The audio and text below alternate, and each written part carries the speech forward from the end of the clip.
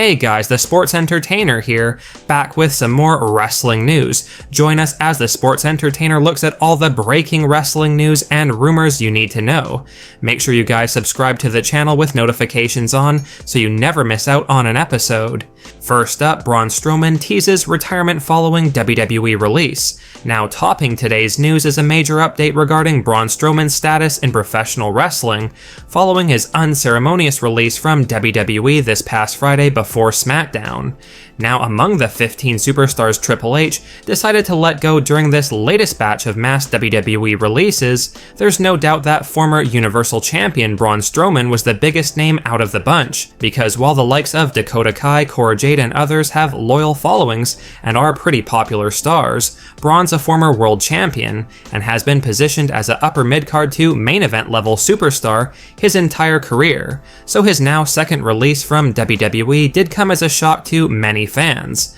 However, while Braun Strowman could be getting down on himself after being let go by WWE, Braun's taking this release extremely well and has been enjoying his vacation regardless of the news. Following Braun's release, many fans have speculated about his next move in wrestling, with lots suggesting a possible move to AEW, but judging by Braun's latest social media post, his next move may very well be retirement. Braun posted a photo to Twitter the other day showcasing the view he has on his vacation, and the message accompanying the photo read, "I might just retire here," with Braun basically teasing retirement following his WWE release. Now, Braun Strowman is already 41 years old, and considering his mobility in the ring has declined these last few years, a retirement from in-ring action may be something Braun's legitimately considering now that he's no longer going to be on the biggest stage in WWE. Do you guys think Strowman should retire following his exit from WWE, or do you feel like he has one more run left in him, and that Tony Khan and AEW should try to sign him when he becomes a free agent?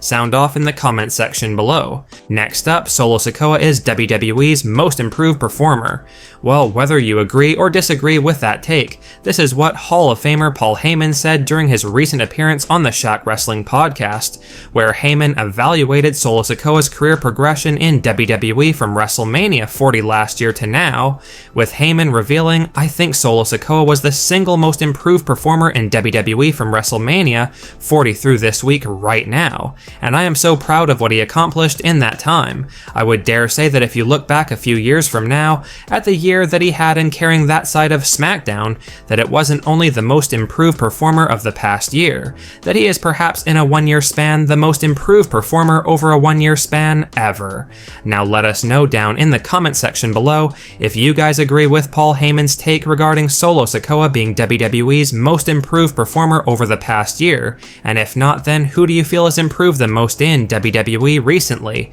Honestly, despite Solo Sikoa's definite improvements, the fact remains that he's now in Jacob Fatu's shadow, but hopefully that changes once the WWE finally decides to move in the direction of a feud between Solo and Jacob, which will give Solo the chance to step out of Jacob's shadow and prove himself again. Next up, the shocking reason behind recent WWE releases. Now, whenever the WWE have a mass release event where multiple superstars are let go, most fans come to the conclusion that these roster cuts are done to simply save the company some money, but according to a new report provided by Dave Meltzer of The Wrestling Observer, many of these recent releases goes far beyond the company just wanting to save some money, because apparently some of these released talents were labeled as being lazy backstage and not putting in enough effort when training, with Meltzer reporting, "Many of those cut were perceived as not working hard in training, and if you don't work hard in training, there's so many people who do, and at this point, if the feeling is you're not working hard in training, I saw the term lazy,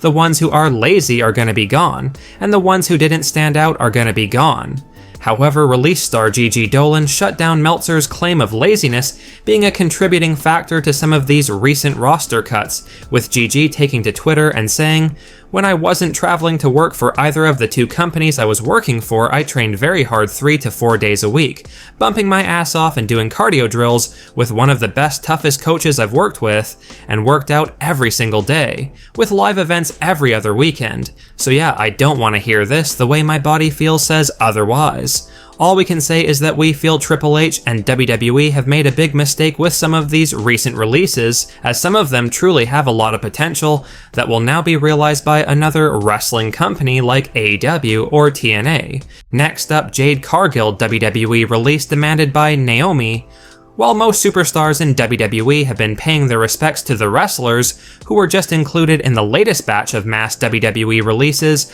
over the past couple of days, with an example being Charlotte Flair taking to Twitter and sending Shotzi a special message the other day. "Thank you for those months on SmackDown and long talks." Naomi, on the other hand, decided to turn the entire wrestling community against her when she took to Twitter and said that if she was doing releases, then she would have kept everyone that WWE let go, and instead just released Jade Cargill, with her exact message being, "If I was doing releases, I would have kept everyone and just released Jade Cargill." Now that was a cold line from Naomi, and putting that message out was done to continue building up her heel character in WWE, but there's no doubt that Naomi received a ton of backlash from fans for this post, because it could be seen as being done in poor taste considering many wrestlers actually lost their jobs for real. Basically, Naomi has been called out for trying to generate cheap heat with this post regarding Jade Cargill. Next up, Grayson Waller on his problems with Austin Theory. Now there's certainly been a tension growing between A-Town Down Under for several months,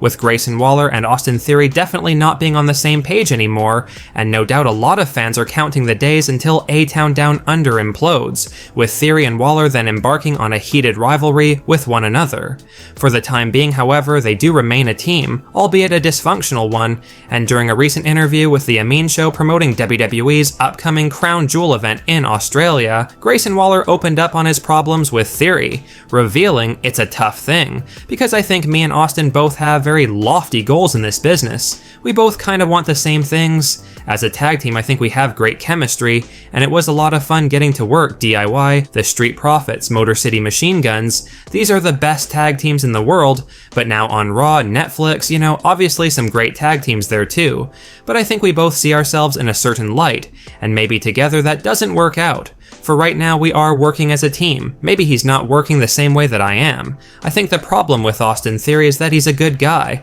He's not what people assume he is, and that kind of frustrates me at times. Like he's not willing to do whatever it takes. We're walking into the venue and he wants to stop and take photos with the kids and the fat blokes with the black shirts on. That's just not me. I'm there to work, I'm there for myself, and sometimes we don't see eye to eye. But the problem is we're both supremely talented, so as a tag team we work pretty well. Now there's been a lot of fan speculation recently that Austin Theory could be joining Seth Rollins' faction with Braun Breaker and Paul Heyman as the third member, and if that is what Triple H and WWE are planning to do, then no doubt we'll be seeing the implosion of A-Town Down Under very soon. Next up, WWE hints at return of Alberto Del Rio. Now, following the WWE's recent acquisition of AAA, many fans have speculated if there's any chance that the current AAA mega champion Alberto El Patron, formerly known to WWE fans as Alberto Del Rio, could eventually be making a return to the company. Now, a lot of fans instantly shut down the possibility given Del Rio's shady past, and the fact that he departed WWE on very bad terms several years ago and was basically banned from the company, but after CM Punk made his return at Survivor Series a couple of years ago, we think it's safe to say that anything truly is possible in WWE these days, and there is now a reason to legitimately speculate about an Alberto Del Rio WWE return, because for those of you unaware, observant fans noticed that Alberto Del Rio, who had previously been erased from history, is now once again featured on the alumni section of WWE's official website. Now this in of itself doesn't confirm that Del Rio's on his way back to WWE, but it's more than enough to get wrestling fans buzzing about the possibility of his return, and sound off in the comment section below if you guys think WWE should give Del Rio another chance and bring him back to the company despite his past, or do you feel like Triple H and WWE should stay far away from him regardless of their acquisition of AAA?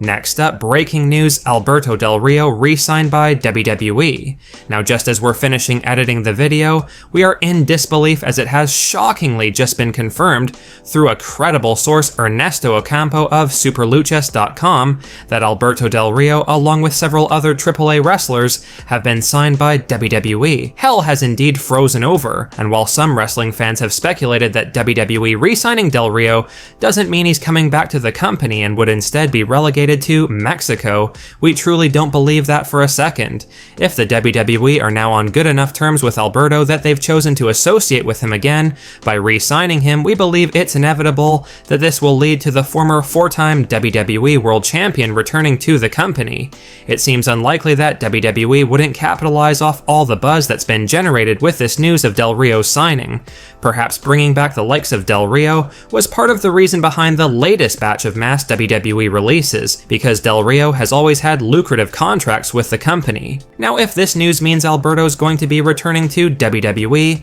then we think it's safe to say that fans can forget about the possibility of former Divas champion Paige or Saraya returning anytime soon, because there's no way she'd want to work anywhere near Del Rio. Let us know your thoughts on this shocking news that Alberto Del Rio has been signed by WWE, and do you think this should be leading to Alberto's return to the company, or is this a massive mistake on Triple H's part to be associating with Del Rio again? Well guys, that's it for today's major wrestling news. Make sure you leave a like and comment, and also make sure you subscribe to the channel with notifications turned on so you'll never miss out on an episode. Finally, if you haven't already, give us a follow on Twitter at TSE Wrestling, and we will see you guys in the next video.